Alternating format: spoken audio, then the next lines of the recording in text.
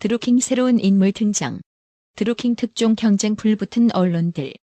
조선일보를 필두로 중앙일보에 이어 동아일보까지 가세하며 연일 드루킹 관련 새로운 단독 보도를 터뜨리며 언론사들이 특종 경쟁에 불을 붙이고 있는 가운데 이번에는 청와대 송인배 비서관이 대선 전 드루킹과 4차례 접촉했고 송인배 비서관은 드루킹을 만나며 여비 명목으로 2차례 사례비를 전달받은 것으로 알려졌습니다. 송인배 청와대 비서관이 댓글 조작 혐의로 구속 기소된 드루킹을 대선 전에 4차례 만났고 사례비도 받은 것으로 드러났습니다. 송 비서관은 지난달 이런 사실을 민정수석실에 알렸는데 민정수석실은 별 문제가 없다는 결론을 내려 의문점이 남습니다. 김도원 기자의 보도입니다. 댓글 조작 혐의로 구속 기소된 드루킹 김동원 씨가 송인배 청와대 제1부속 비서관도 4번 만난 사실이 확인됐습니다. 송 비서관은 대선 때부터 문재인 대통령의 일정을 수행해온 청와대 핵심 인사입니다. 2016년 총선에서 경남 양산에 출마한 송 비서관은 자신의 선거를 도와준 자원봉사자가 경공모 회원이었던 인연으로 드루킹을 알게 됐습니다. 낙선 뒤 2016년 6월부터 지난해 2월까지 드루킹을 포함한 경공모 회원들과 모두 4번 만났습니다. 첫 만남은 국회 김경수 의원 사무실에서 이뤄졌고 김 전 의원도 드루킹을 이때 처음 만난 것으로 전해졌습니다. 송 비서관은 이 과정에서 여비 명목으로 사례비도 2차례 전달받았습니다. 송 비서관은 댓글 조작 사건이 불거지고 김경수 전 의원 연루설까지 제기되자 지난달 20일쯤 민정수석실에 관련 사실을 알렸고 댓글 조작 활동은 전혀 몰랐다고 설명했습니다. 청와대 고위 관계자는 민정수석실에서 사례비가 상식에서 벗어나지 않는 액수였고 부적절한 청탁이나 거래도 없었다는 결론을 내린 것으로 안다고 설명했습니다.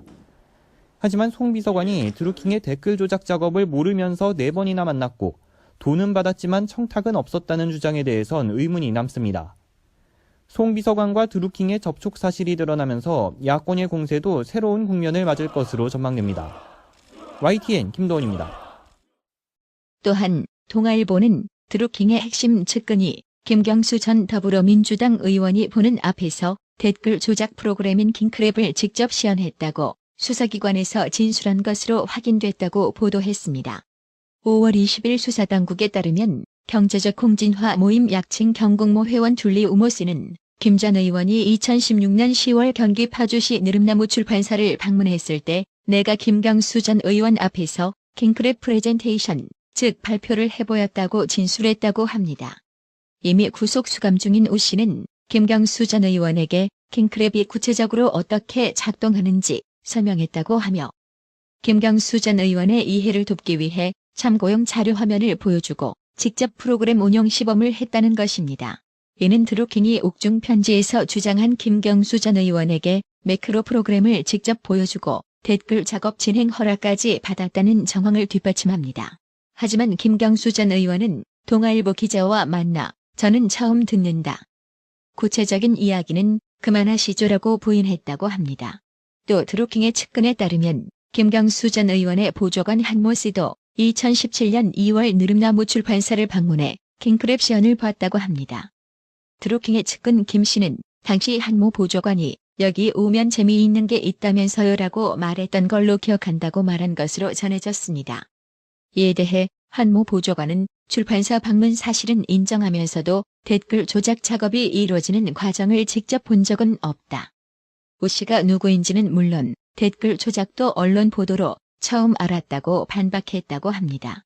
중앙일보는 댓글 조작 사건의 주범인 드루킹 일당이 실제로 송민순 회고록 사건이 터졌을 때 댓글 작업을 펼친 것으로 확인됐다며 당시 유력 대선 후보였던 문재인에 대한 비판 댓글이 3일 만에 우호적으로 바뀌었고 경제적 홍진화 모임 경공모 회원이 작성한 것으로 추정되는 댓글이 베스트 댓글로 선정되기도 했다고 보도했습니다. 이게 사실이라면 댓글 여론 조작에 의한 정권 탄생이므로 지난 19대 대선은 무효라고 주장해도 별로 할 말이 없을 걸로 보입니다. 이런 정황이 명백한 사실로 밝혀질까 두려워 특검을 수용하지 않고 있나요? 그런 오해받기 싫으면 무조건적인 특검을 수용해야만 할 겁니다. 갈수록 정황들은 산더미처럼 넘쳐나고 있으니까요. 해명이 자꾸 거짓말로 귀결되자 언론을 고소한다며 겁박하고 있는 김경수 의원. 이에 홍준표 자유한국당 대표는 드루킹이 조선일보사에 직접 자백 편지를 보낸 것은 그간 검경이 합작해 이 사건을 은폐했다는 명확한 증거라며 김경수가 갈 곳은 경남도청이 아니라 감옥이라는 이 사건 초기 나의 지적이 사실로 드러난 지금 과연 특검을 회피할 명분이 민주당에게 있을까요? 두 손으로 하늘을 가리는 참으로 뻔뻔한 정권입니다라며 직격탄을 날렸습니다. 이쯤에서 뉴스 마무리하고 밥 먹으러 가려고 했는데 또 터졌습니다. 이번에는 중앙일보가 민주당원 댓글 조작 사건의 주범 드루킹이 매크로 시연이 끝난 후 김경수 의원 측으로부터 현금 100만 원가량을 받은 것으로 전해졌다고 보도했습니다. 드루킹 특검법이 찬성 183표 반대 43표로 본회의를 통과했다는 소식도 알려드립니다. 의결된 법안에 따르면 특검 규모는 특검보 3인과 파견검사 13인, 특별수사관 35인, 파견공무원 35인으로 구성된다. 수사기간은 준비기일 20일을 포함해 수사기간 60일과 연장기간 30일로 정했습니다. 특검 추천 방식은 야3당 교섭단체가 합의를 통해 대한변호사협회가 추천한 4인 중 2명을 대통령에게 추천하고 대통령이 그중 1명을 임명하게 됩니다. 특검 수사 범위는 1항, 드루킹 및 드루킹과 연관된 단체 회원 등이 저지른 불법 여론 조작 행위.